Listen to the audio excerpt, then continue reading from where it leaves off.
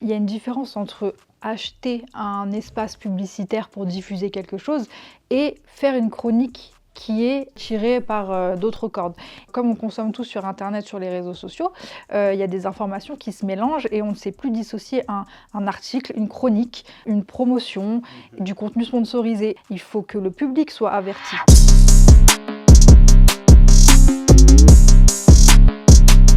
Bonjour et Salut. merci à tous les trois du coup d'avoir accepté de dire la vérité sur les médias rap. Alors quand je dis la vérité, c'est vraiment l'idée plus de démystifier pour les jeunes artistes, les jeunes professionnels, les journalistes, les futurs journalistes, ce qu'est un média, ce que ça n'est pas, comment ça fonctionne et où est-ce qu'on va avec toute cette effervescence qu'on a aujourd'hui. Qui de mieux que vous trois pour en parler, trois piliers du journalisme rap, on va dire. Toi, Wafa Mamech, qui dédie ton travail au fait de valoriser des parcours inspirants, notamment avec ta maison d'édition Face Cachée, et on te connaît du coup sur l'ABCDR pour des interviews fleuves, notamment avec Medine. Sandra, merci aussi d'être là. Bon, pour vous trois, ça va être difficile de citer tout ce que vous faites. Je vais essayer de m'en tenir à des marqueurs.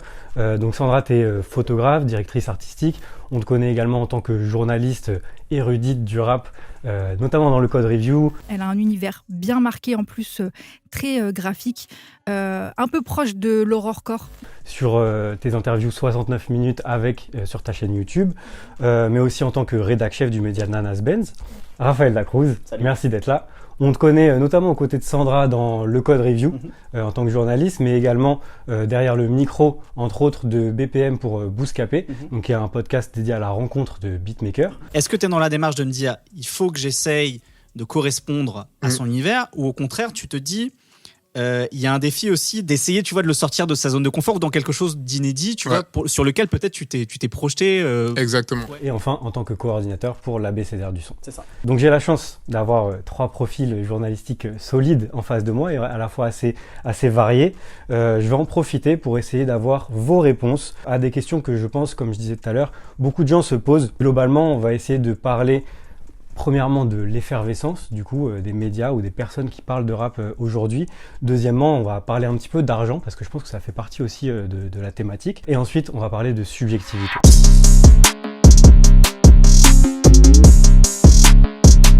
Pour commencer à parler de l'effervescence, je vais reprendre la phrase d'Alassane Konaté, fondateur de Dean Records, qui dit dans une interview pour Yard « Nous sommes stylés, ça y est !» en parlant des gens qui parlent de rap, qui font du rap, qui défendent le rap ou qui le font vivre. Et en effet, ça se ressent, le rap est devenu stylé ces dernières années, ça se ressent dans le nombre de personnes, le nombre de comptes digitaux, le nombre de médias qui en parlent. De quel œil vous regardez cette évolution, cette effervescence ? Je vois toute cette effervescence d'un point de vue positif parce que ça prouve, comme tu le disais, que le rap est à la mode.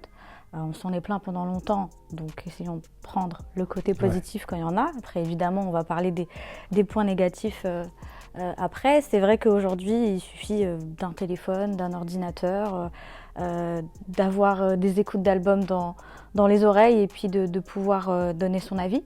Mais c'est vrai qu'il y a une différence entre juste donner son avis, être un média et être journaliste. Et c'est là que les frontières sont un peu floues aujourd'hui. Ouais.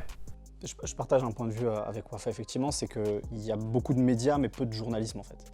Ouais. C'est qu'effectivement, il y a, comme tu le disais, via les réseaux sociaux, sur ces 5-6 dernières années, parce qu'on est dans cette ère, dans ce cercle vertueux du rap à l'ère du streaming, il y a des opportunités qui se créent, professionnelles, économiques, etc. Il y a plein de jeunes, et c'est très bien, qui entreprennent, qui ont envie de faire des choses, qui ont créé effectivement des médias, mais donc à la base, qui peuvent être des comptes Twitter, des comptes YouTube, etc., qui essaient de construire des choses autour, mais qui sont effectivement, pour beaucoup, juste des médias, c'est-à-dire des intermédiaires entre les artistes et leur public, soit le public des artistes, soit le public qui arrive à créer justement les médias. Mais ça manque de journalisme, quoi. Je trouve que ça manque d'exigence parfois, de précision et surtout de recul critique. Ce qui est le plus important dans le journalisme. Alors, je vais pas faire le mec érudit, mais il y a notamment le fondateur du Monde, qui s'appelait Hubert Beuve-Méry, qui avait dit que le journalisme c'était la proximité à la distance. Et je trouve que parfois, il y a un peu ce truc d'être trop proche et d'avoir cette distance critique, qui n'est pas nécessairement négative, simplement en fait, d'avoir un minimum de réflexion et de recul critique sur ce dont on traite, c'est-à-dire là pour le coup dans une activité de journalisme culturel, d'une musique et le rap.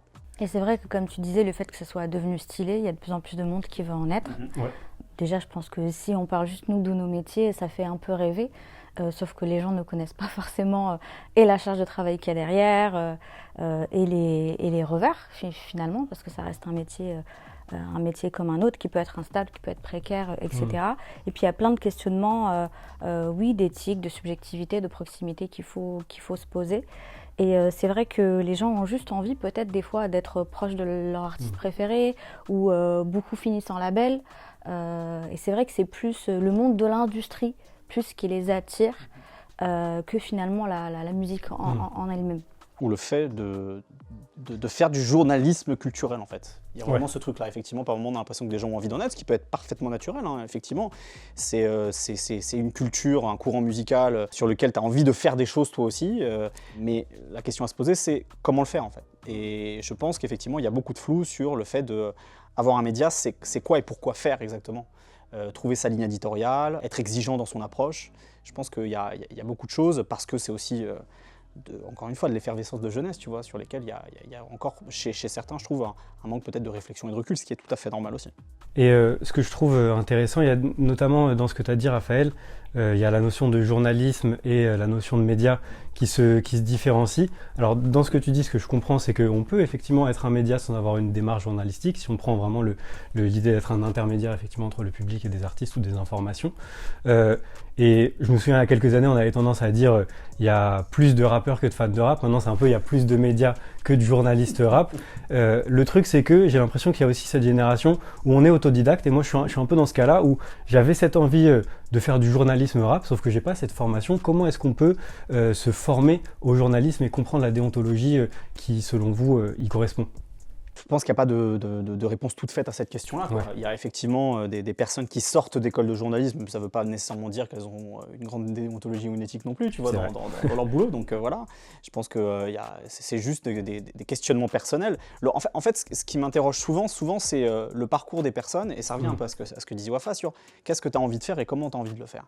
Encore une fois, si par le fait de créer un média, pour toi, c'est juste le fait de partager tes coups de cœur, de créer des liens avec des artistes et le public, finalement, t'es quoi? T'es une agence de com ou t'es un média dans le sens, justement, normalement, au sens journalistique du terme, tu vois, c'est-à-dire avec un minimum de recul sur l'objet que tu traites, quoi. Donc, pour moi, c'est là où il est ce flou. Et c'est là où, effectivement, il y a des questions de déontologie qui se posent.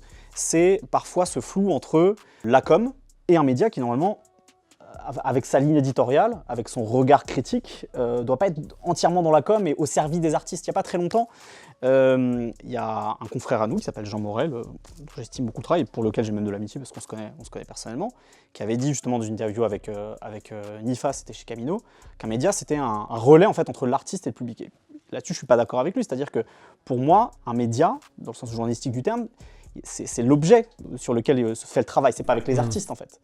Ça veut pas dire qu'il faut négliger les artistes, ça veut pas dire qu'il faut les prendre de haut, ça veut pas dire qu'on doit s'en méfier, pas du tout. C'est juste que l'objet, normalement, là, quand on parle de journalisme culturel, en l'occurrence de journalisme musical sur le rap, l'objet c'est la musique, c'est pas les artistes en soi, quoi. Donc je pense que c'est ça le plus important. Encore une fois, c'est se demander, et ça revenait à ce que disait Wafa, d'où on part, de quoi on veut parler et comment on veut en parler. Et moi, je te rejoins sur ton parcours parce que je n'ai pas non plus de parcours journalistique comme Raphaël. Ouais. J'ai pas fait l'école. J'ai commencé en étant passionnée, comme beaucoup aujourd'hui, sauf que c'était à l'époque de l'écrit, des blogs. Il n'y avait pas encore les réseaux sociaux et tout ce truc vidéo et podcast. Et c'est vrai qu'on apprend juste sur le tas, mais je pense que la première chose qu'il faut se dire, c'est qu'il faut toujours se mettre à l'ombre de l'objet qu'on traite. C'est-à-dire qu'on parle de la musique, on parle de l'artiste, de sa carrière, et nous, on n'est que des passeurs d'informations, des gens qui structurent la pensée, des gens qui donnent des informations nouvelles. Et c'est vrai qu'aujourd'hui, vu que c'est évidemment plus facile, finalement, juste de prendre le micro et de donner son avis, c'est pas du tout une critique, parce que écrire, c'est pas, tout le monde n'aime pas ça. Donc ça, c'est une chose. Et on a tendance à plus peut-être parler de ce que la musique nous fait ressentir, notre rapport à la musique, plus que de la musique en elle-même. Et ça, c'est quelque chose qu'on voit de plus en plus, même chez certains journalistes qui sont confirmés. tout se mélange. C'est un peu aussi la limite entre l'influence et le journalisme, et aussi la com et le journalisme. Et comment on apprend juste avec l'expérience, finalement.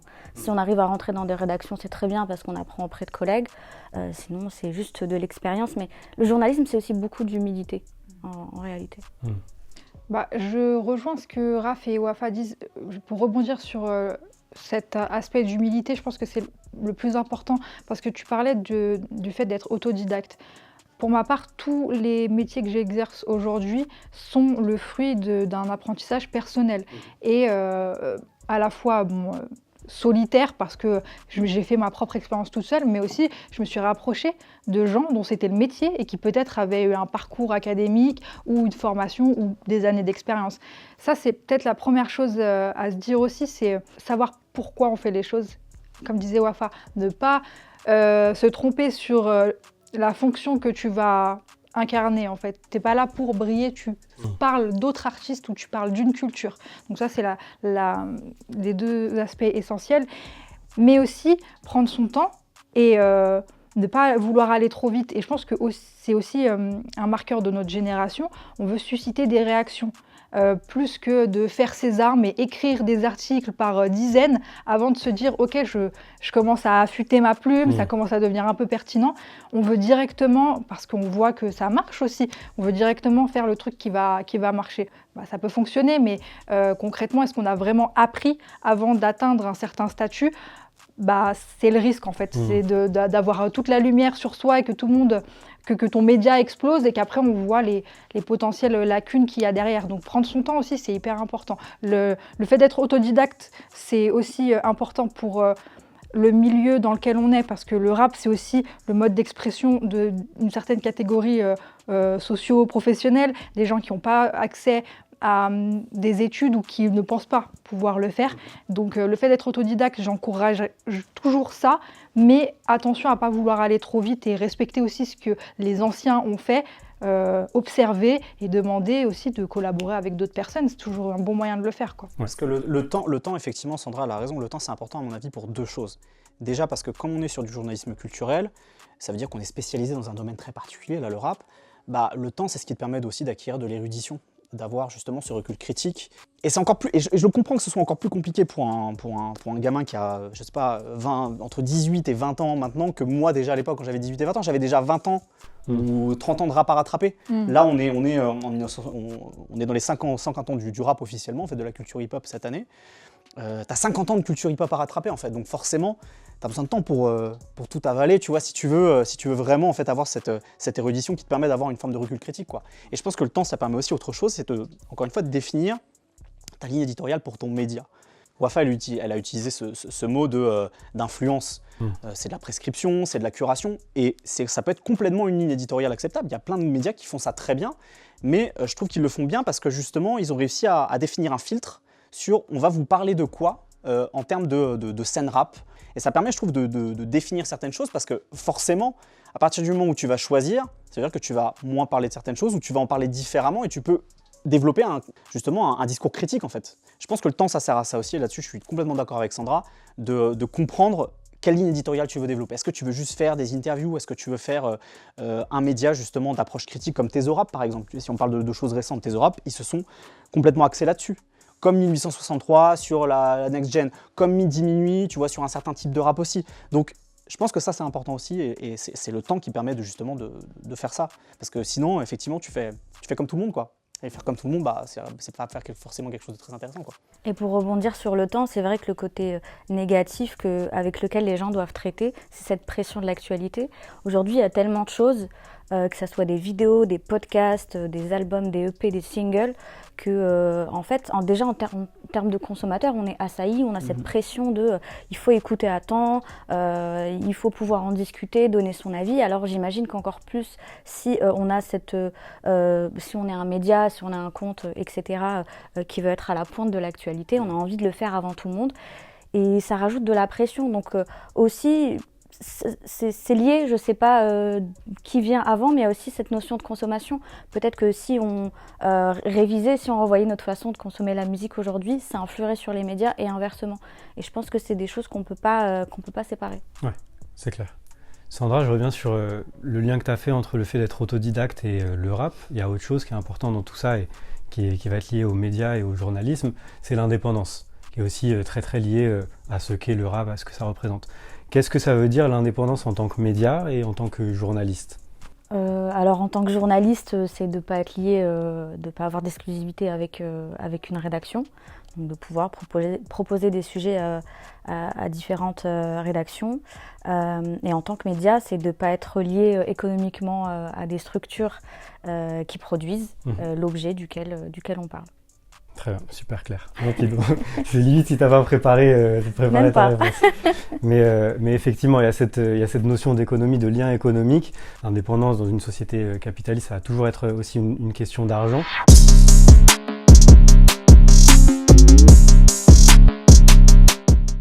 Déjà, premièrement, pour vraiment parler de votre expérience à vous, à quel moment vous avez pu vivre de ce que vous faites dans le rap ? Moi, j'ai vraiment commencé à pouvoir en vivre il y a 5 ans, début 2018. Parce qu'avant ça, donc, en fait, moi, ça fait 13 ans que je fais partie de l'Abécédaire du son, mais pour ceux qui ne savent pas, c'est un site au fonctionnement bénévole. On n'a pas de modèle économique, donc on n'a pas de rentrée d'argent liée à l'Abécédaire du son. Il y a eu effectivement entre-temps OKLM, sur lequel on arrivait à gagner un petit peu d'argent. Il y avait No Fun, sur lequel un podcast de critique musicale sur lequel on pouvait gagner un petit peu d'argent aussi. Mais tout ça, ça ne me permettait pas d'en vivre en fait. Donc c'est depuis 2018 où je me suis lancé à plein temps en tant que journaliste indépendant, freelance. Et donc ça fait 5 ans que je vis complètement de ça, avec les différents médias avec lesquels j'ai pu bosser, des projets de livres, etc. Voilà. Ce que ça implique en étant 100% dans le journalisme, c'est du coup de travailler sur différents médias, sur différents supports, etc. Oui, exactement. Là, pour le coup, qui prend du temps aussi à créer, à apprendre. Ouais, et après, pour le coup, je pense que c'est la vie de beaucoup de freelance de manière générale. Que tu sois journaliste, photographe, graphiste, etc. C'est un métier passion. Donc un métier passion, c'est forcément un métier chronophage. Ouais. Toi, enfin, il me semble que tu as toujours eu un équilibre économique qui ne dépendait pas uniquement de ce que tu faisais dans le rap. Je crois que c'est pareil pour toi un petit peu, Sandra, tu as différentes activités. Ouais. À quel point c'est important, à quel point aussi ça permet d'être serein et de choisir les projets qu'on fait en tant que journaliste notamment. Je pense que c'est différent de Wafa parce que je compte pas faire un choix à un moment. En fait, pour l'instant, je sais que j'ai en tête de cumuler plusieurs activités. Donc, je ne vis pas uniquement des missions que je fais dans le rap parce qu'il y a la photo à côté. Bon, c'est lié également. Et il y a les missions de direction artistique. Donc, c'est un peu du bricolage entre plein de choses. Et en réalité, même si on a l'impression qu'il y a énormément d'argent et que c'est hype et que tout fonctionne bien, ça fluctue constamment. Donc c'est aussi pour ça que j'ai pas mis tous mes œufs dans le même panier. Et même, comme le disait Raph, même si on gagne sa vie de pige, il faut voir aussi quelle est la qualité et le taux de la pige proposée qui sont de plus en plus dérisoires, voire où on nous oblige à passer sur le statut de freelance. Donc il y a des choses en fait qui nous dépassent, dont on dépend constamment. Tu disais notamment, il y a cette croyance qu'il y a plein d'argent dans le rap, que machin. Effectivement, ça fait quelques années là qu'on dit qu'on est dans un âge d'or du rap français, dans un nouvel âge d'or en tout cas. Il y a effectivement même des moments où j'ai l'impression qu'on bascule limite dans un âge d'argent parce qu'on a l'impression qu'il y a cet Eldorado du rap et du coup il y a des gens qui se lancent non pas comme on pouvait le faire il y a quelques années où il y avait moins cette impression-là et du coup beaucoup plus avec l'ambition de la passion parce que fallait limite fallait être très très volontaire pour croire qu'on allait en vivre il y a quelques années. Aujourd'hui, je pense qu'il y a des gens qui se lancent, et notamment dans des comptes digitaux, dans des comptes d'influence, en se disant il y a de l'argent à se faire. Il y a une nouvelle croyance que tout travail mérite salaire. Alors, c'est pas une croyance, effectivement, tout travail mérite salaire, mais du coup, des comptes digitaux qui se mettent effectivement à faire payer des relais. Alors, la question, c'est pas de dire est-ce que c'est bien, est-ce que c'est pas bien, c'est d'essayer de capter qu'est-ce que c'est la différence entre encaisser un PayPal pour relayer un artiste en tant que vraiment auto-entrepreneur, créateur d'un compte digital, machin, et entretenir une régie publicitaire sur un média. Quelles sont vraiment, à votre avis, les différences ? La régie publicitaire est une entreprise, dans le cadre d'une régie externe, ou un service appartenant à une entreprise pour les grandes structures, une régie interne intégrée. Son rôle est de vendre des espaces publicitaires à des clients en demande. Les emplacements peuvent, à l'échelle du web, se trouver sur différents supports comme des moteurs de recherche, des sites web, des réseaux sociaux, des blogs, des newsletters ou encore des emails. C'est vrai qu'on est dans des médias qui n'ont pas de régie publicitaire, donc c'est un peu compliqué. Mais peut-être pour faire le parallèle entre et le métier en dehors des rédactions et ce que tu viens de dire, c'est vrai qu'il y a de l'argent dans le marketing. Et justement, ce que tu viens de dire, les maisons de disques, les labels préfèrent payer des comptes à forte influence pour pouvoir diffuser leur artiste et leur actualité que de passer par des médias traditionnels. J'ai eu l'impression que peut-être entre 2019, 2021, j'avais l'impression que vraiment on n'avait plus besoin de nous, surtout en plus du média écrit, on va pas se mentir. Nous on le voit aussi avec l'ABCDR, pour certains c'est has-been, pour d'autres c'est super, c'est historique. Je pense qu'en fait c'est toujours le mélange des genres en fait, qui est compliqué. Quand tu arrives dans des gros médias, on sort un peu du milieu du rap, mais ça donne des exemples. Tu prends des grands magazines, tu as effectivement, ou des grands quotidiens, etc. Tu as effectivement toute la partie régie publicitaire, et puis tu as aussi toute la partie rédactionnelle avec un rédacteur en chef, un chef d'édition, qui sont là pour protéger aussi normalement, tu vois. C'est leur rôle, tu vois, la liberté éditoriale. Mais ça, je pense qu'il y a une distinction que vous avez tous les deux évoquée, qui est très peu connue ou comprise justement par les jeunes qui vont lancer, et que moi aussi j'ai mis longtemps à capter, la différence entre l'éditorial et le marketing, et du coup les relations presse, où là on fait jouer effectivement la liberté de la presse, et chacun fait ce qu'il veut, et le marketing, où là effectivement on va acheter du contenu, des emplacements sur un média. Tout ce qu'il faut payer, donc les stories, les tweets, les posts, c'est du marketing, et l'attaché de presse normalement gère pas directement le marketing, c'est le chef de projet. Les relations presse, c'est gratuit. C'est ce qu'on appelle aussi un peu la liberté de la presse. Je rajouterais juste quelque chose par rapport à ça, c'est que y a une différence entre acheter un espace publicitaire pour diffuser quelque chose et faire une chronique qui est influencée en fait, qui est tirée par d'autres cordes. Et je pense que c'est ça la différence aujourd'hui, c'est que tout est dans un espèce de flou, parce que comme on consomme tout sur Internet, sur les réseaux sociaux, il y a des informations qui se mélangent et on ne sait plus dissocier un article, une chronique, une promotion, du contenu sponsorisé. Et je pense qu'aujourd'hui, ça rentre dans les débats, même en dehors du rap, ces questions justement de l'influence. Il faut que le public soit averti. C'est surtout ça, la transparence. C'est ça la clé en fait, peu importe. Je pense que ça continuera d'exister et c'est bien que ça existe parce que ça peut faire vivre plein de médias justement qui utilisent leur influence pour, c'est leur modèle économique. Il faut juste que le public soit averti de qu'est-ce que c'est en fait, qu'est-ce que je suis en train de lire là en ce moment.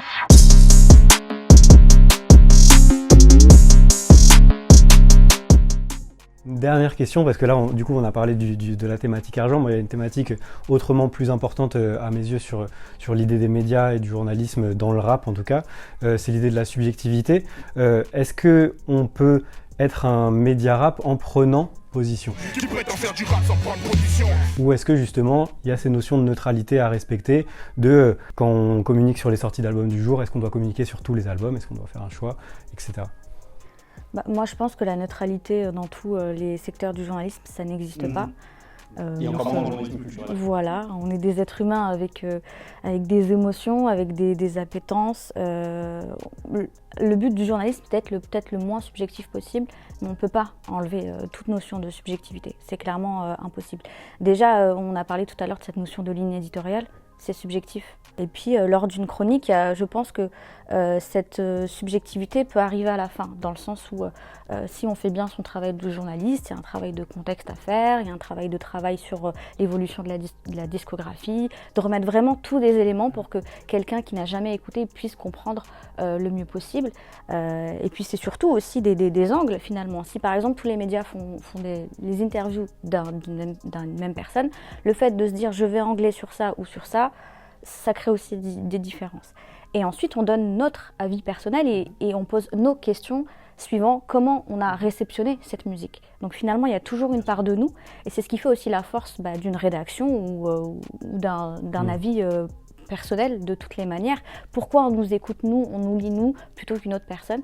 Parce qu'on a un bagage culturel, humain, on ne vient pas tous des mêmes milieux, on n'a pas grandi de la même manière et on voit des choses différentes. Une chronique ne peut jamais être la même, on aura beau tous chroniquer le même album, on ne mettra jamais les mêmes choses à l'intérieur et c'est ça qui est beau et c'est ça la richesse du journalisme. Et de toute façon, le journalisme culturel, c'est des questions de perception et de représentation. Donc c'est le journalisme qui peut être le moins objectif possible, précisément. C'est pas la subjectivité qui compte, c'est l'impartialité. Et là, on est sur effectivement des questions de transparence, etc. D'avoir une propre forme d'autocritique, c'est-à-dire, ok, j'ai ressenti ça, mais pourquoi j'ai pu ressentir ça? Est-ce que c'est justifié? Est-ce que je suis pas biaisé? Je pense qu'il y a beaucoup ces questionnements-là aussi à avoir, et des questions de nuance aussi, parce que effectivement, une œuvre, tu peux l'adorer, la détester.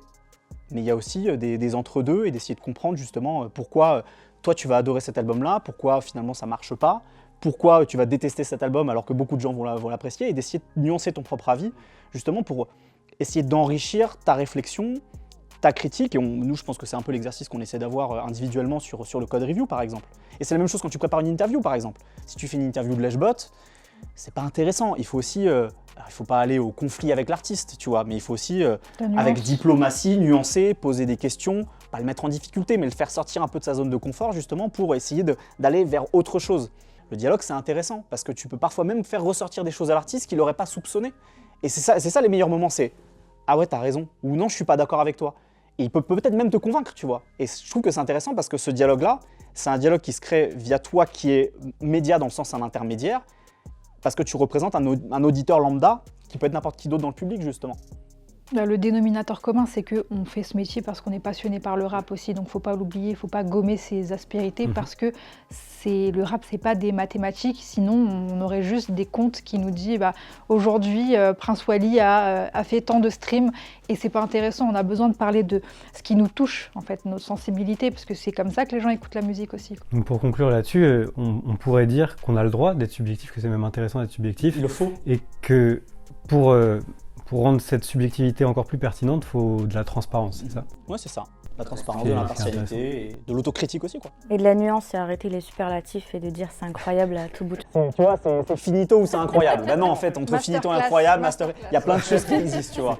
Bon, cette interview, elle est masterclass, tu vois. Ça, on est tous d'accord. Non, mais voilà, je pense qu'effectivement... Mais c'est bon pour tout le monde, parce que même nous, avec du recul, on peut s'enflammer.